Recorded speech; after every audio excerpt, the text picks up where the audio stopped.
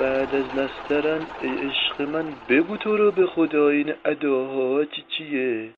قبل از نسترن ای عشق من بگو تو رو به خدا این اداها چیه؟ بگو تو رو به خدا، بگو تو رو به خدا، حالا بگو تو رو به خدا. سلام قربان. ها؟ قدرت عشق آنقدر زیاده است که فقط خودم میفهمم.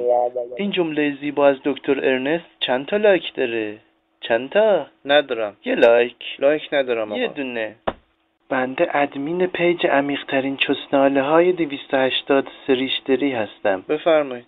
این عکس مخفی لباس زیر هنرمند محبوب کشورمون چند تا لایک داره؟ چند تا؟ چه لایکی؟ یعنی چه آقا؟ چند تا لایک؟ لایک ندارم عزیزم. اجازه بدید.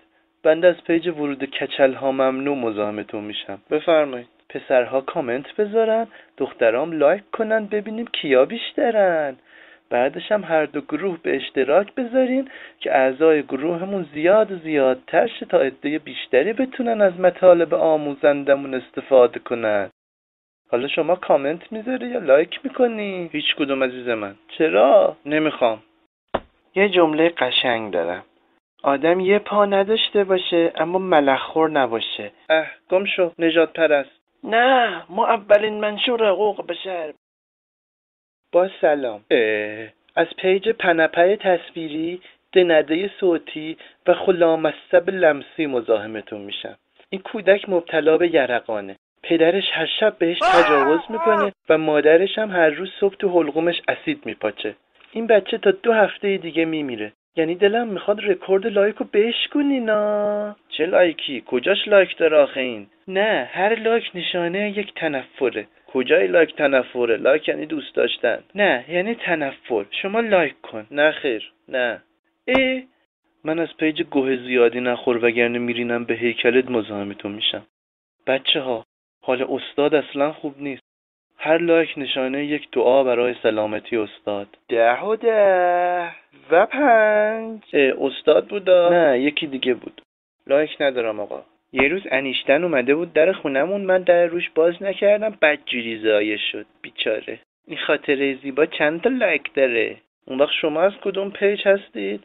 من از پیج سخنان ناگفته پروفسور بالتازار از زبان پسرش مزاحمتون میشم. نه. آقا دیوانه‌ن اینا.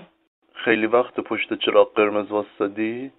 عدد 37 رو تایپ کن تا چراغ سبز شه. دیوانم کردین. یه لایک بده.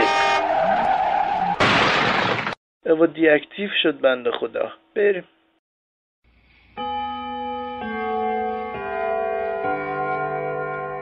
آخیش راحت شدم از دست اینا. پسرم، این لیست کارهای بد توه. با هر بار به اشتراک گذاشتن این لیست یکی از کارهای بدت کم میشه. برو. اینا لیست کارهای خوب توه. این همه کارهای زیبا و اعمال حسنه چند تا لایک داره؟ چند تا لایک؟ چند تا؟ نه.